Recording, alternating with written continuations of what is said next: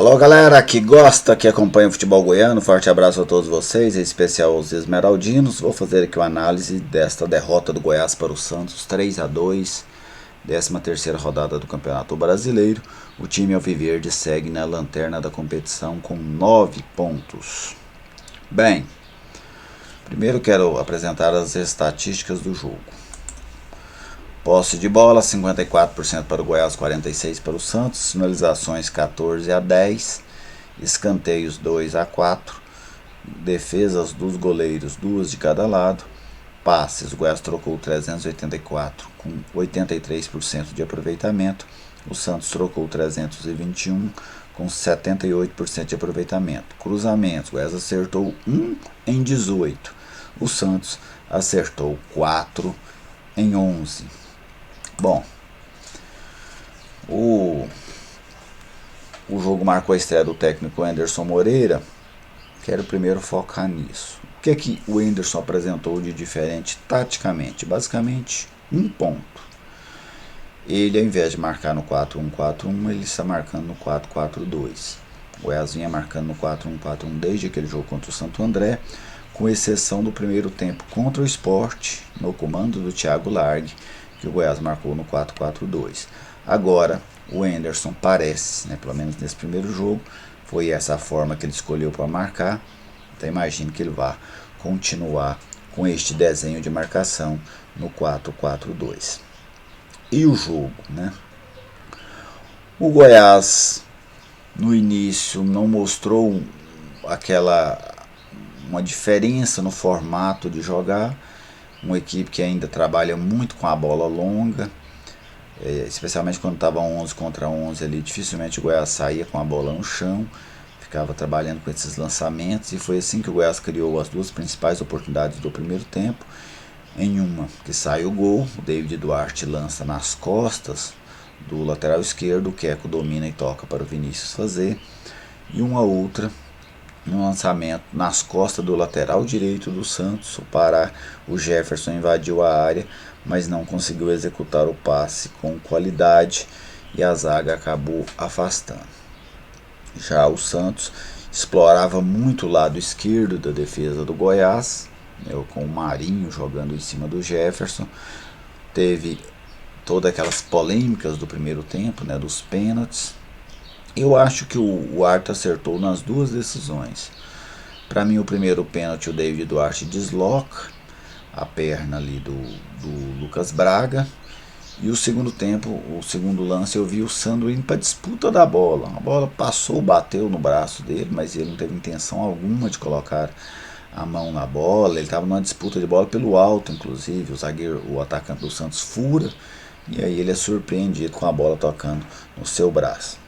A expulsão do jogador do Santos, da cotovelada. Cotovelada normalmente eu encaro assim: se o jogador tem a intenção de dar a cotovelada, e não importa se ela é fraca ou forte, tem que expulsar. Se ele não tem a intenção, não tem por que expulsar, mesmo que pegue forte. Por quê? Porque não teve intenção. A cotovelada é umas covarde, o adversário está vindo de frente e você solta o braço. E eu não tive essa convicção de que o jogador do Santos quis dar a cotovelada. Ele de fato acerta a cotovelada, mas eu não tive a convicção de que foi um ato proposital. Se eu fosse o Arthur, teria deixado apenas no cartão amarelo. Bom, nesse jogo de 11 contra 10, no primeiro tempo o Santos iguala bem com o Goiás, e aí para mim tem um aspecto que é muito preocupante e que o Anderson terá um grande desafio. O time dele, psicologicamente, é um time que precisa crescer. O Goiás precisa ser uma equipe mais confiante, mais corajosa, e este é um dos desafios do Anderson à frente do time. Outro, o Goiás precisa saber fazer leitura do momento do jogo. O Goiás estava 11 contra 10, e aí ele não valorizou este momento. Isso é sim uma vantagem. Eu vejo muitos falando: o time perdeu um jogador, aí ele joga mais, ele corre mais. Isso não existe. Esse correr mais. Você está com um jogador em vantagem, você tem que conseguir se aproveitar daquela vantagem. E o Goiás não conseguiu se aproveitar dessa vantagem. Pelo contrário, o Santos foi até mais perigoso no 11 contra 10. Porque o Santos faz um gol, depois ele perde um outro, inclusive com o Lucas Braga, que ele ganha na corrida do Edilson, chuta por cima. Aliás, ali já estava 10 contra 10, porque é o Breno que chega para travar a bola, o Breno que estava jogando de zagueiro. Então, e aí o Goiás teve uma expulsão muito infantil do David Duarte. Você não pode ser expulso num lance daquele. Você com 11 contra 10, o jogador de costa, no campo de ataque. Aí o David vai lá, faz a falta e é expulso. Então, esse tipo de domínio da situação, o Goiás precisa ter. Especialmente em uma competição de alto nível como é a competição do Campeonato Brasileiro. Você não pode pegar uma vantagem dessa. Olha só, o Goiás vira para o segundo tempo 1-1 o jogo, com 11 contra 10, com 45 minutos para você jogar com um homem a mais.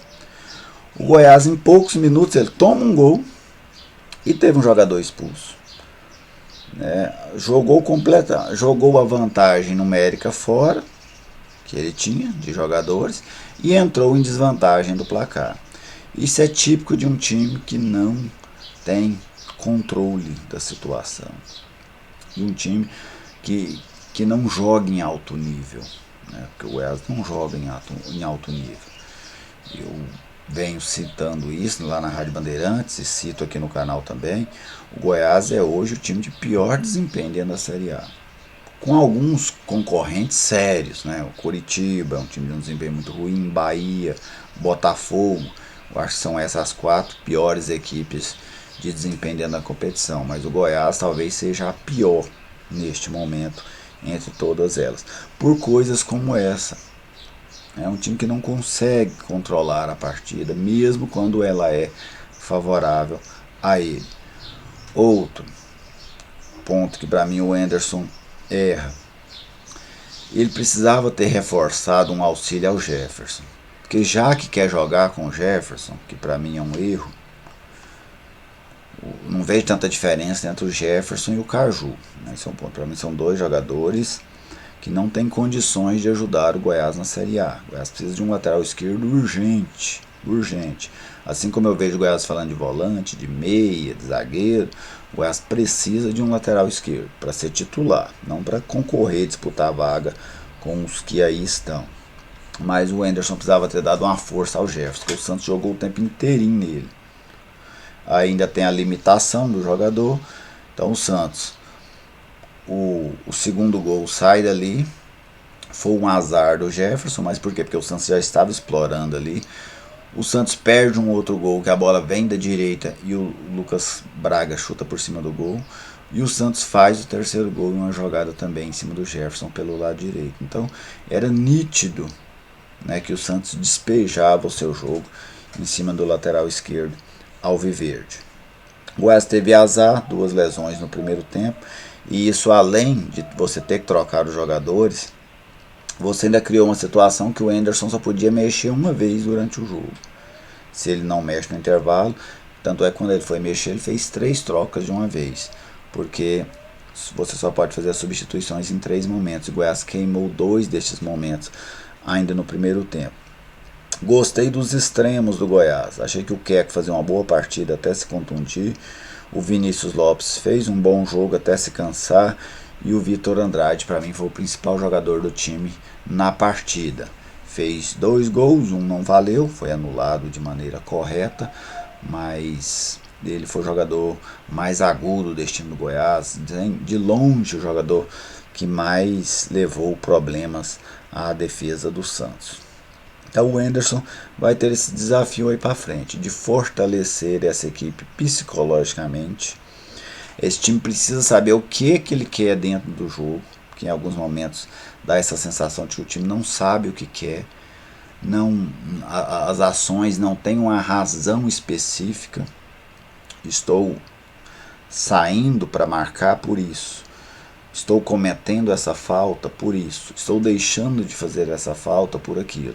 Então tudo isso o Goiás precisa desses ajustes do Anderson Moreira. E evidentemente que esse time vai precisar de reforços.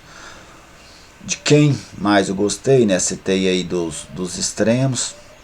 E o Fábio Santos achei que fez uma partida razoável. O David Duarte, que vinha bem ontem, foi mal e ainda acabou expulso. O Edilson, de regular para fraco. O Jefferson, a pior peça dentro do Goiás, o pior jogador. Sandro estava relativamente bem quando se contundiu. Breno apagado. Daniel Bessa, mais uma partida fraquíssima do camisa 10 do Goiás. O Anderson vai ter que encontrar uma solução para essa posição. Ou tenta usar o Bessa em outra função, mas de 10 ele não vai. Até agora não foi, acho que não vai. Os extremos, quando eu disse, estava bem. E o Rafael Moura, para mim, nem deveria ter jogado. Sabe, você colocar o cara em campo, mesmo ele querendo, em uma situação depois de perder a mãe e tudo, eu acho uma situação muito complicada. E o Rafael não rendeu, absolutamente não rendeu. Entre aqueles que entraram, Caju e Iago Rocha nem tiveram tempo para mostrar muita coisa. Eles entram logo após o terceiro gol do Santos. No lugar do Sandro entrou o Daniel de Paulo. E achei que no primeiro tempo ele deu uma mobilidade interessante ao meio campo do Goiás, porque ele se adiantou. O Goiás começou, foi o único momento que o Goiás tentou usufruir desse 11 contra 10, mas no segundo tempo ele sumiu. E os homens de lado, né, que entraram lá na frente, o Mike, né, teve uma participação no segundo gol, que o cruzamento é dele, e o Vitor Andrade, que entrou muito bem. Tá bem, gente? Essas foram as minhas impressões deste Goiás 2, Santos 3. Deixa o seu comentário aí com o que você achou desse jogo, qual a sua visão sobre mais essa derrota do Goiás. Um abraço a todos vocês e até a próxima.